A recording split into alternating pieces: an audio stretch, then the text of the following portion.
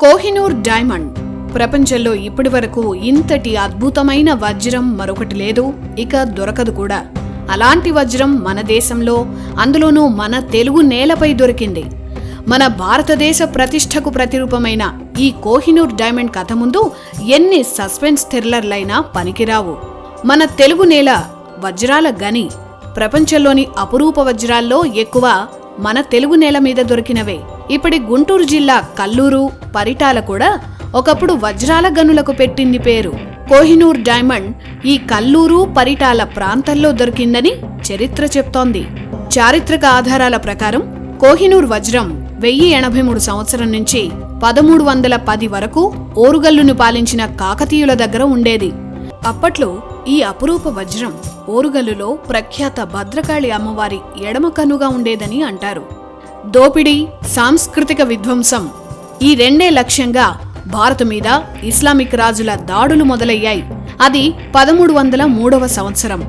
అల్లావుద్దీన్ ఖిల్జీ తన సొంత మామ జలాలుద్దీన్ ఖిల్జీని చంపి ఢిల్లీ పీఠం మీద కూర్చున్నాడు.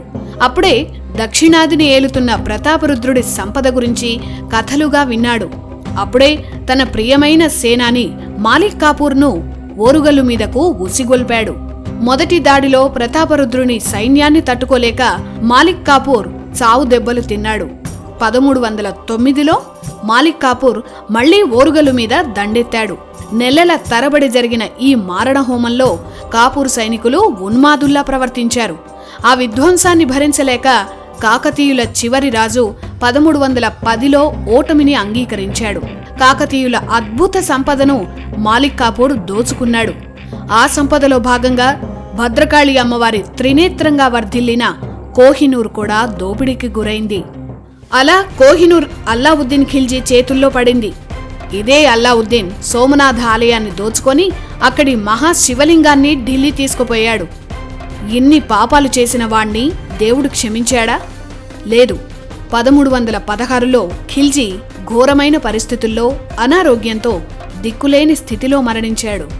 ఆ తర్వాత 1320లో తుగ్లక్ సామ్రాజ్యాన్ని స్థాపించిన ఘియాసుద్దీన్ తుగ్లక్ చేతికి కోహినూర్ చిక్కింది. తుగ్లక్ల తర్వాత సయ్యదులు, ఆ తర్వాత లోధీల చేతుల్లోకి కోహినూర్ వెళ్ళింది.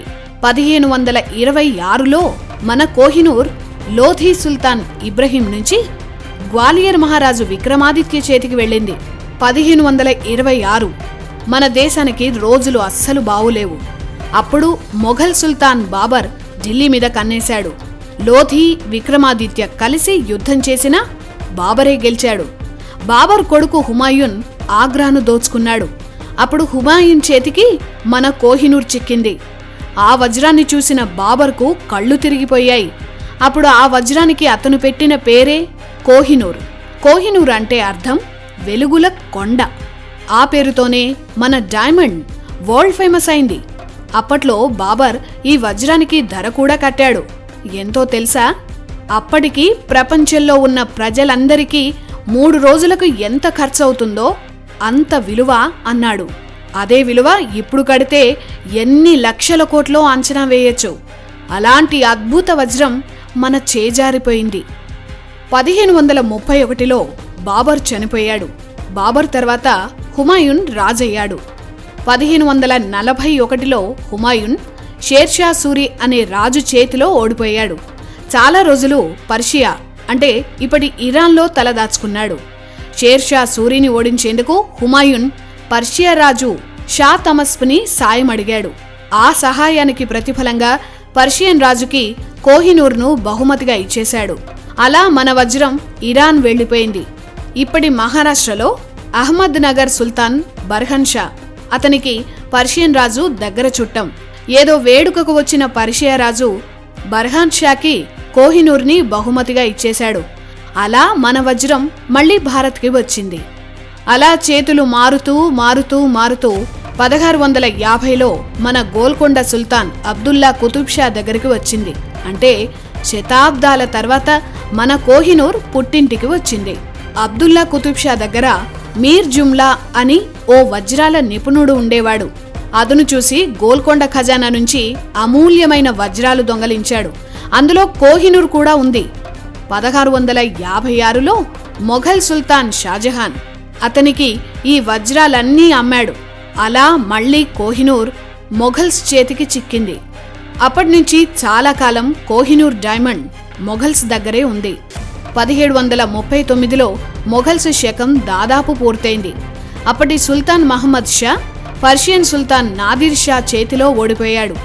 అప్పుడు నెమలి సింహాసనంతో పాటు మన కోహినూర్ కూడా శాశ్వతంగా దేశం దాటిపోయింది. ఆ తర్వాత కోహినూర్ ప్రయాణం ఆగలేదు. 1747లో నాదిర్ షాని చంపిన పర్షియా పాలకుడైన ఆదిల్ షా చేతికి వెళ్ళింది. ఆ తర్వాత అతని కొడుకు షారుఖ్ రాజయ్యాడు. అతను రాజవ్వడానికి సాయపడిన ఆఫ్ఘనిస్తాన్ రాజు అబ్దాలీకి బహుమతిగా షారుఖ్ కోహినూర్ ఇచ్చేశాడు. అలా మన వజ్రం ఆఫ్ఘనిస్తాన్ వెళ్ళిపోయింది. ఆఫ్ఘన్లో అబ్దాలీ, ఆ తర్వాత తైమూర్, జమాన్ షా, మహమ్మద్ షా, షా షుజా, ఇలా కోహినూర్ చాలా చేతులు మారింది. షా షుజా సుల్తాన్గా ఉన్నప్పుడు ఆఫ్ఘన్లో అంతర్గత పోరాటాలు జరిగాయి. అప్పుడు పంజాబ్ని పాలిస్తున్న రంజిత్ సింగ్ని షా షుజా శరణు కోరాడు. ప్రతిఫలంగా కోహినూర్ని రంజిత్ సింగ్ ఇచ్చాడు. అలా దాదాపు 75 ఏళ్ల తర్వాత మన కోహినూర్ మళ్లీ మన దేశం వచ్చింది. అది 1839వ సంవత్సరం. పంజాబ్ రాజు రంజిత్ సింగ్ మరణించాడు. అతని కొడుకు కరణ్ సింగ్ రాజయ్యాడు. 1849లో బ్రిటిష్ పంజాబ్ యుద్ధం జరిగింది. ఆ యుద్ధంలో పంజాబు ఓడిపోయింది. ఆ సమయంలో అప్పటి బ్రిటిష్ వైస్రాయ్ జిత్తులమారి డల్హౌసీ కోహినూర్ వజ్రాన్ని రంజిత్ సింగ్ భార్య రాజ్ కౌర్ నుంచి బలవంతంగా లాక్కున్నాడు. 1850లో డల్హౌసీ మన కోహినూర్ని లండన్ తీసుకుపోయాడు. విక్టోరియా రాణికి బహుమతిగా కోహినూర్ని ఇచ్చేశాడు.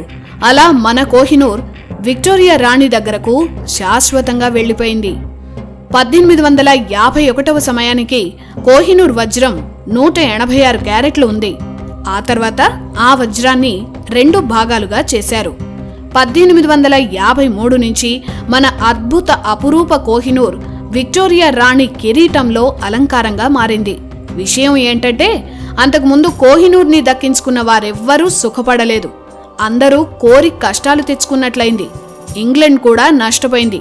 రవి అస్తమించని సామ్రాజ్యంగా ఇంగ్లండ్కి పేరు. అలాంటి దేశం 2 ప్రపంచ యుద్ధాల ధాటికి సామాన్య దేశంగా మిగిలిపోయింది. రాణి కిరీటంలో పెట్టగా మిగిలిన 2వ భాగం కోహినూర్ని బ్రిటిష్ మ్యూజియంలో విజిటర్స్ కోసం ఉంచారు. మన దేశం గర్వించదగ్గ అపురూపమణి కోహినూర్ మనం తిరిగి తెచ్చుకోలేకపోయాం. ఇది వెలుగుల కొండ, కలియుగ శమంతకమణి కోహినూర్ విషాద గాథ.